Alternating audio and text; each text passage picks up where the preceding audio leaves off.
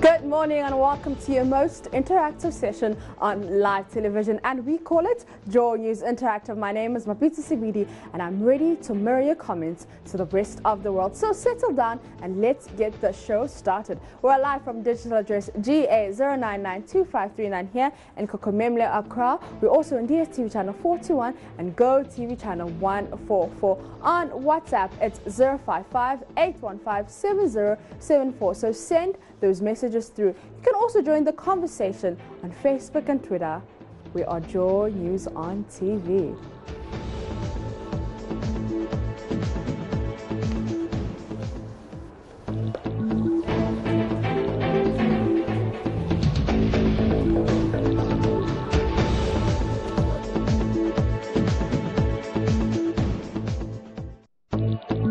It's Thoughtful Tuesday, and I thought I should share a clip of Oprah Winfrey and Brené Brown discussing how living a brave life means you'll sometimes disappoint people. Let's watch. Cannot live a brave life without disappointing some people.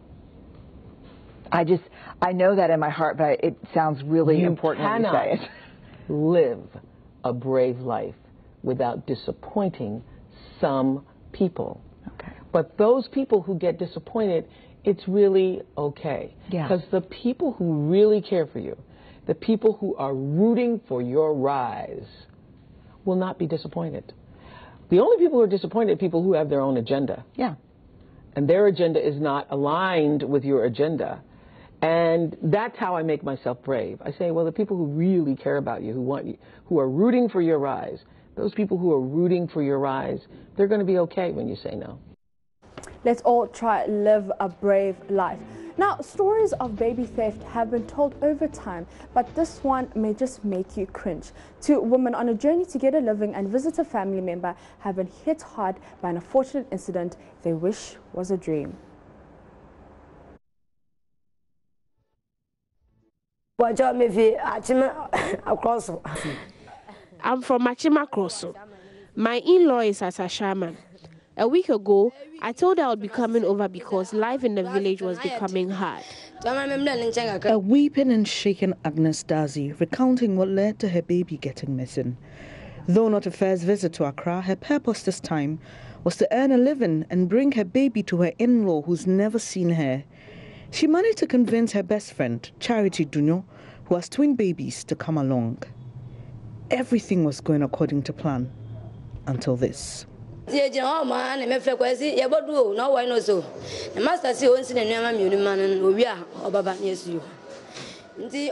called my brother to tell him we had arrived at Circle. He said his boss had sent him on an errand, so after he would come. Just then, a woman passed by, smiling at us. I drew my friend's attention, and she said the lady saw her twin babies and may have liked them. She passed by and came back later to take the eldest of my friend's twins. My friend told me she was hungry, and if my brother had arrived, we would have gotten something to eat. The lady heard us and offered us lunch at the Las Palmas restaurant. When we got there, she said I was sitting under the fan and that wasn't good for the baby. She took her and gave me my friends. She later said she was going to get credit. I told her not to go with my child, but she said she was not a bad person and would be back soon. I went out and saw her coming back with my daughter, so I decided to go and sit and wait for her. She never came back. I ran out and asked of her, and someone told me she had headed to the real area.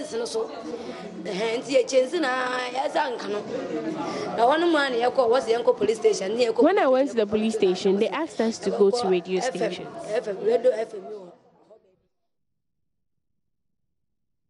Now, a woman's 2-month-old baby gets stolen. She runs to the police station to file a report, but the police tell her to rather go to a radio station and make an announcement. So I want to know, what do you make of the advice from the police? Does this story affect the confidence you have in the police service? Let's go to Facebook, where you guys commented, and Kweku Billy says the woman was seeking the help of the police to find her son, and police gave her the best directives of how to find her son. Unless the woman suspects anybody that picked the baby and the police refuse to pick the suspect for interrogations, there's nothing like unprofessionalism in this that you guys are talking about. Okay. So that's his comment, and he got 7 replies. But let's go to, okay, so we've got the replies. And Real Dice says, Masa, you get too much sense. And Amuna says, thanks for the education. Tete Wisdom says, the woman going with a form from the police is evidence enough. Okay. So Mustafa Yakubu says, the unprofessional attitudes of some of our policemen is legendary. How on earth will you give such an advice? A 2-month-old baby is gone missing, and the only advice you can give is to direct the complaint to a radio station? How will this announcement be made? How will they give the description of the missing baby? And Ibrahim comes in to say that Ghana police, And Tete Wisdom says, the police and the complainants tell us who best know and can describe the missing child. Pour your ignorance inside dustbin and not onto Facebook. Kwesi Watting says, even though the advice isn't professional, it works perfectly. We live in a country that people in authority respond to issues positively when they're being bashed on radio, TV, and social media. And James comes in to say that the directive given to the woman by the police is correct, but the woman might have had that idea in mind. The police should have given her more tactical and professional ideas as to how to find her missing baby, rather than merely telling her to go on radio. Which comes in to say that that was the best directive in our country, because we are always on the lookout for something about a neighbor. Therefore, any person in the community who hasn't conceived and having a fresh baby will be a suspect. And I think Ghanaians are good at that, unlike in other parts of the world where people wouldn't speak out of fear. Now, Joseph says, this attitude of the police is very typical of them. I've also faced a similar problem, and it is very bad and unprofessional. A guy snatched money, 450 Ghana cedis, from my younger sister as she was doing her regular sales. I went to a nearby police station to lodge a complaint, only to be told to go and catch the thief and bring him to the police station. This attitude of the police is very bad and unprofessional. Now let's go to Brakwame, who says, to me, the advice is baseless, because it's the duty of the police to ensure the safety and security of every citizen in our country. And this shows that some security personnel don't know their work. Okay, so Abraham Smith says, it would rather reduce the confidence I have in the police service, but will proceed to radio station and make the announcements.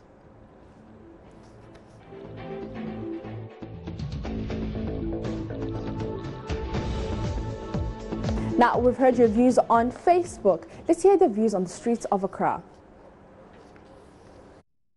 That's hope. So if we go to them and they are like, we should go to the media house to report our case without filing the case we brought or filing the case that we brought, to assure the woman of they finding the child for her. I think it's a wrong thing they did at the first place. The reason why the police said that she should go to the media was from a view of point that if the public knows that someone has kidnapped a child and then the lady appears in a place, they know she's not pregnant, the people in her vicinity know she's not pregnant, the people in her vicinity know that she holds no child. So with the news they heard from the media, they're like, where do you get that child from? They can easily raise alarm that, okay, there's a missing child or there's unseen child here before that is now here. And I don't think sending her to the media house will help. They have been trained on these things, how to handle such cases. What if the woman doesn't know any media house? I think, yes, the police were right looking at how the incident got occurred. They needed to make sure that there was much publicity about the missing child. So it was necessary, for me, it was imperative for them to direct them to the media house so that at least the public will get to know the whereabouts of the child. Anybody having the information of the child would have passed the information to the right person, and then the child will be, get to the parents. The police are there to protect us, to assist and to direct. So if there is an issue and they cannot take up and know exactly what happened, before directing the lady to the media. It's very wrong. They have to take it up. When there is a crime, a incident or anything, they are the first people we fall on. So if they happen to be around and the woman happen to meet them and they are not ready to assist or to help, but rather to push their responsibility, I think is very wrong. The right thing they were supposed to do was to take action, like the normal thing where when you file a complaint or something, the police is supposed to conduct investigations and all that to look through the situation. If really this is it, how can we solve it and all that? But then if you direct the lady to the radio stations and all that, one, the lady might be new to Accra.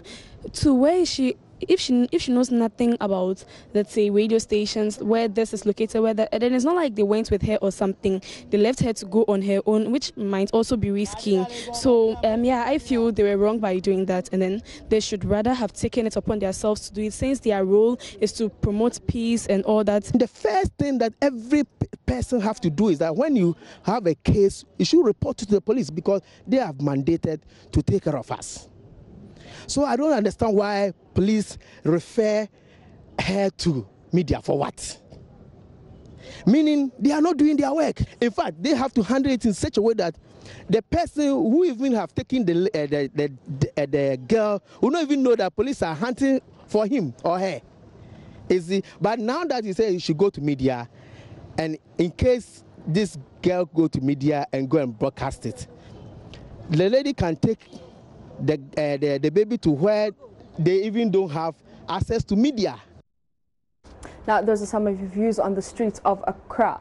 Now, the Ghana Police Service on Monday made changes to 18 of its top officers, according to a statement by the Inspector General of the Police, IGP David Asante Epetua. Some of the regional police commanders have been replaced or have been moved to other duties. Now, I want to know, do you think this will help in tackling crime in the country? Let's go to Facebook on that one. And this one is at Kweku Billy, and he says, it's not about what we think. The IGP and his commissioners knew what they were doing, and they won't take any decision that will affect the security of our dear nation negatively. And Der Simone says, a mere change in position without an agenda to tackle crime won't yield the desired results. There ought to be a deliberate policy to curb the canker. And Ibrahim Mumuni says, Protocol requirement is not helping Ghana police. There should be limits of height for both men and women who are seeking to become police.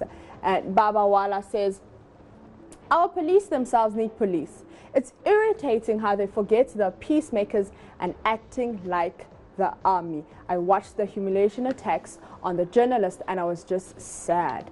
And Fred Watson says, why do they look malnourished? A healthy police is happy, dedicated, and devout police. Baba Wala says, oh, look at their faces. Okay. And self-paid El Nero says, this country is what it is because the people are who they are. We run for the cure, running away from the causes. And Valania Katia says, changes or no changes, the same character, period. And Salosi thinks that, yes, this will help in tackling crime. Now, before we take a quick breather, let's watch our thoughtful video of the day again on how to live a brave life. You cannot live a brave life without disappointing some people. I know that in my heart, but it sounds really important when you say it. Live a brave life without disappointing some people. Okay. But those people who get disappointed, it's really okay. Yeah. Because the people who really care for you, the people who are rooting for your rise, will not be disappointed. The only people who are disappointed are people who have their own agenda. Yeah. And their agenda is not aligned with your agenda. And that's how I make myself brave. I say, well, the people who really care about you, who are rooting for your rise, those people who are rooting for your rise, they're going to be okay when you say no.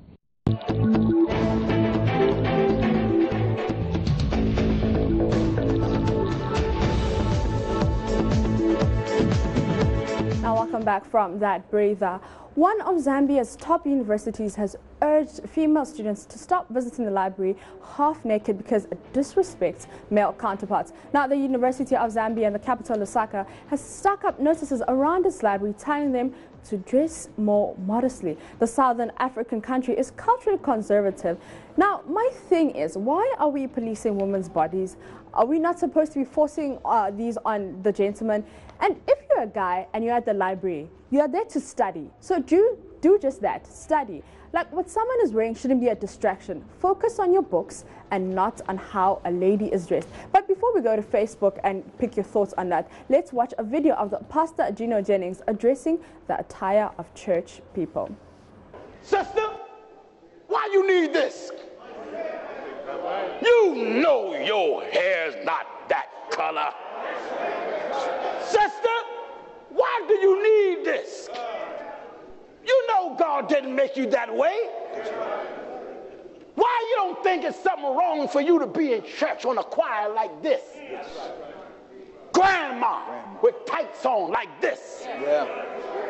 Men, your wives come out like this. They all right, brothers. They come out like this. How you don't see nothing wrong? Listen. And when thou art spoiled, what wilt thou do? What will you do? Though thou closest thyself with crimson, and though thou deckest thee with ornaments of gold, and though thou rentest thy face with painting, and in vain. Wait a minute. If they wear makeup, what profit is it? In vain. If they wear makeup, what profit is it? In vain. Okay, now let's go to Facebook. Now, this is the notice to female students, and it says, it has come to our attention that some female students dress half naked as they use the library, a situation which is disturbing the male students. We therefore advise the female students to dress modestly as you use university facilities. Modest is the way to go. So that's the notice to all female students. Let's go to Facebook to pick your thoughts on this. Kweku Billy says, it is true, but some of us also enjoy seeing our ladies in such dresses, okay? And Baba Wala says, it is sad our ladies today feel civilization is about wearing handkerchiefs and napkins as excuse of dresses showing almost all parts of their body. Okay, if you criticize, they feel the world outside of you is growing faster than the world inside of you. Okay. Dara Simone says, it's a good move, but the human rights advocates, lawyers will like to have their way by means of application of the law. Sometimes we need common sense, not the law. And JT Moses says, in our hall in the University of Ghana, we had similar administration from the hall management termed indecent dressing. The argument students, including myself, raised was in finding out what was to be considered indecent. That's a very nice topic. What is to be considered indecent? Going forward, I've said that dressing of students, especially ladies, can affect the academic capabilities of a male student.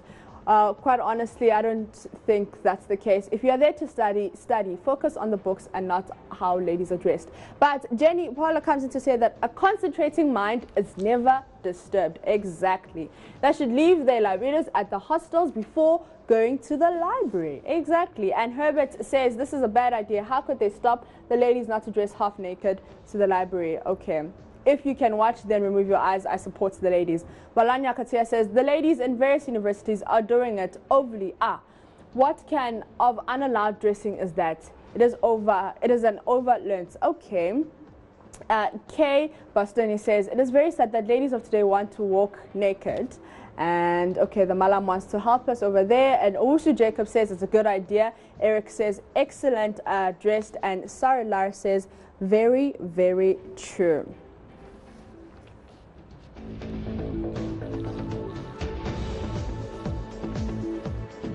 So this is the most interactive show on live television, and we deal with social media. But now social media is changing the way in which we experience the emotions of people and how we express our emotions publicly. It's Thought Tuesday, and now my question is to you. Is social media messing with our emotions? Let's go to Facebook. Social media, is it messing with our emotions? Dermo Hill says no. We as humans are messing up the whole world with social media. Okay, so social media is here to aid us, but we've turned it around and to abuse it. TJ says, no, how to deal with negative people on social media is the problem. And Der Simone says, no, sometimes an emoji speaks more than 1,000 words. It's easier and faster way to communicate. And Bastini K says, we're rather messing the usage of this technology. And Adwa says that can only be possible if you put out every info about yourself out here. And Valanya Katia says simple, yes. And Kwekubula says I don't think so. But Anne Mallet says no, and Sita Omens agrees with Anne Mallet, and they both say no.